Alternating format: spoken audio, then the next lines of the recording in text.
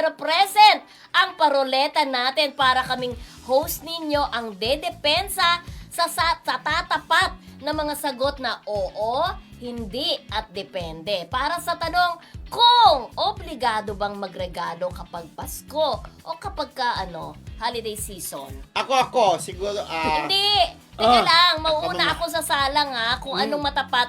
Wag muna. Sige. Wala pa kasi meron nga may tayong wheel. ruleta. Ruleta ng Kung kapalaran. anong matatapat na sagot mula sa ating wheel o ruleta ay dapat kong depensahan. Susunod si Kuya Romel na maghihintay sa susulpot na sagot na kanyang paninindigan. And last but not the least ay si Rodel na kung ano namang maiwang sagot ay matik niyang dedepensahan. Correct. Oo, kakaiba ito So, kasi ito na. dahil lang walang available na fishball, kailangan ng Ruleta. ruleta. Okay! So, ito na. Ayan. Yes. Go! Ikot-ikot. Mildred una. Una. Wow, kakaiba to. Ang ganda. Obligado ba? Hindi. Mildred. Hindi. Ano natapat Hindi. sa akin? Hindi. Hindi. Hindi obligado. Obligado. Hindi naman obligado. Lalo ngayon, mahirap ang buhay. Okay. Diba? Kasi minsan, okay lang naman magregalo. Pero minsan, yung iba umu-over. Kumbaga, isa lang yung inaanak mo. Pero pagka namamasko sa'yo, 5 sila. May daladalang 4. Ganon.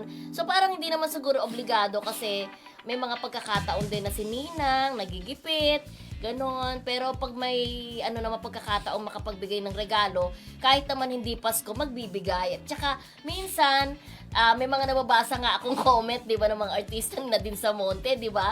Parang nagpaparamdam lang pagka malapit na ang Pasko, pero hindi man lang makamusta kapag hindi Pasko. Ganon. Ganon. Para sa akin. So, ikaw Okay. naman, Kuya So, Romel. Teka lang, ikaw ano naman ang tatapat So, sa'yo? it's your It's Go! my turn. Yes. Go! Click the wheel na.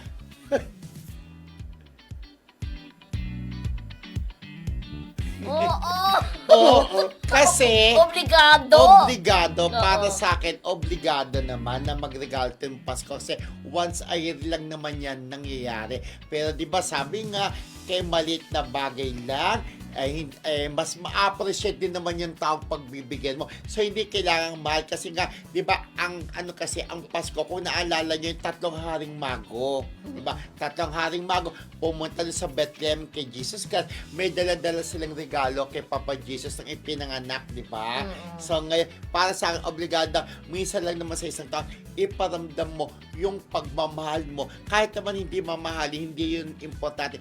Ang mahalaga nga, di ba, sa English, sabi nga, it's the thought that counts, Yeah, di ba? it's the thought that okay counts. na magregalo. Kaya, Jeff, don't forget to give me gifts on Christmas Day, Jeff. Okay? Okay, ako, siyempre hindi naiikot ang Automatic. ruleta, di ba? Automatic. Sa akin na yung depende. Alam nyo, kasi kung may pera naman, Why not? why not coconut? Kung wala naman pera, edi wag magbigay. At saka, pwede rin naman din tayo magbigay kahit hindi Pasko, di ba? Pero syempre, dito sa Pilipinas, nakasanayan na kasi na tuwing Pasko ay nagbibigay ng mga regalo. Kaya pera man yan, okay item mo yan. Again, inuulit ko, kung may pera naman, depende yan sa nagbibigay at kung may pera, go. Kung wala, edi wala. Oo, maintindihan naman, kisa naman. Kasi actually, ang mga Pilipino naman taga, andyan yung kayabangan. Diba?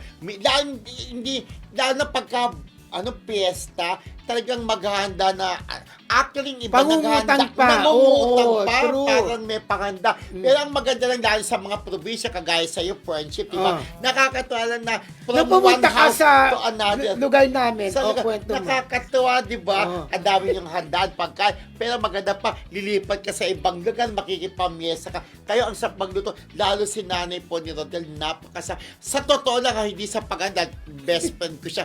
Ang nanay po ni Rodel, siya ang may pinakamasarap na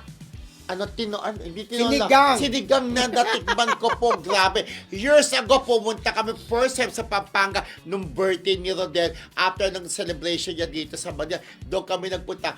Ang sarap po talaga ng kanilang Sinigang.